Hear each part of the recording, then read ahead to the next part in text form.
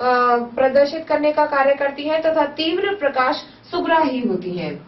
अर्थात जब तेज प्रकाश आंखों में प्रवेश करता है तो शंकु तंत्रिका कोशिका शीघ्रता से कार्य करती है तथा वर्णों के लिए भी यही उत्तरदायी होती है। वर्णों अर्थात रंगों के लिए भी शंकु कोशिकाएं उत्तरदायी होती हैं तथा तीव्र प्रकाश के लिए सुग्राही होती हैं।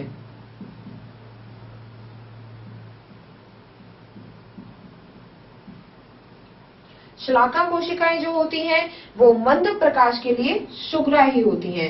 अर्थात जब कम रोशनी होती है तो श्लाका तंत्रिका कोशिकाएं कार्य करती हैं। मंद प्रकाश सुग्राही कोशिकाएं होती हैं ये। तो इस तरह से जो है इसकी कार्यविधि होती है। अर्थात इस प्रकार से इस पे नेत्र में दृष्टिपटल पर प्रतिबिंब बनता है तथा उस प्रकार से दृष्टिपटल के अंदर उपस्थित कोशिकाएं कार्य करती हैं। अब हम बात करते हैं अंध बिंदु के बारे में, जो कि इसकी कार्यविधि से ही संबंधित प्रश्न है कि अंध बिंदु जो होता है वह द्रव तंत्रिकाओं व रेटिना की संधि पर कोई तंत्रिका कोशिका जहां नहीं पाई जाती उसे अंध बिंदु कहा जाता है।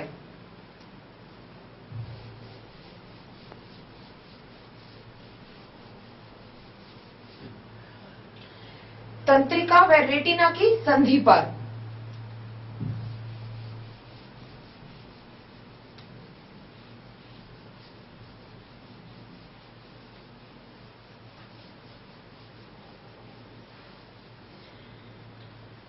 इसकी कार्यविधि में तीसरा मुख्य भाग है अंध बिंदु।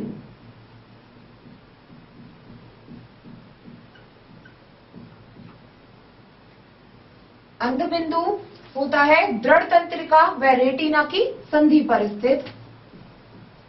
दृढ़ तंत्रिका व रेटिना की संधि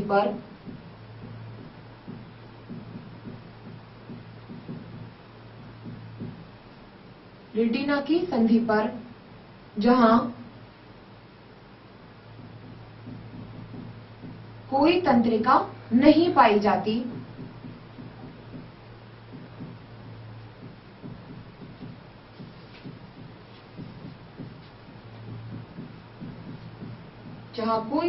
नहीं पाई जाती है वह जगह अंध बिंदु कहलाती है। अर्थात कोई तंत्रिका कोशिका, जैसे जो सारी तंत्रिका होती हैं वो एक कोशिका के रूप में ही पाई जाती हैं, तो तंत्रिका कोशिका वहां पर उपस्थित नहीं होती है, यह अंध बिंदु कहलाता है। अब हमने जो मानव नेत्र की कार्यविधि है उसमें इन मुख्य 3 बिंदुओं की बात की है। तो 3 बिंदुओं को अवधान की क्रिया में एक त्रिभुज के द्वारा याद रख सकते हैं।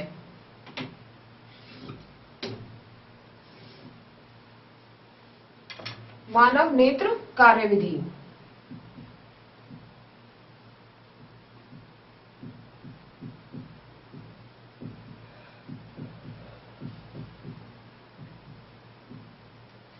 में हमने सबसे पहले बात की लेंस के बारे में,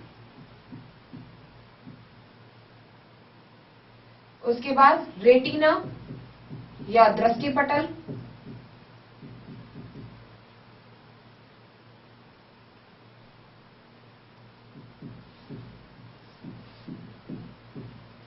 और तीसरा हमने बात की अंध बिंदु के बारे में।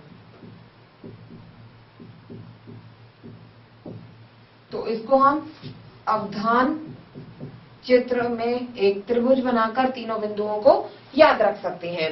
तो यह बात हमने की मानव नेत्र के बारे में, जिसमें हमने मानव नेत्र की संरचना, उसकी क्रियाविधि के बारे में जाना। अब हम बात करते हैं कि हम नेत्रों की देखभाल किस तरह से कर सकते हैं। तो मानव नेत्र में इसका तीसरा मुख्य बिंदु है नेत्रों की देखभाल।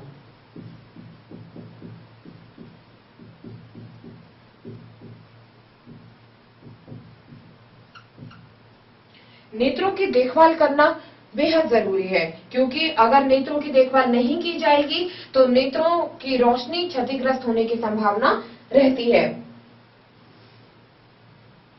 नेत्रों की देखभाल करने के लिए हम कुछ मुख्य बिंदुओं को ध्यान में रखेंगे, जैसे नेत्रों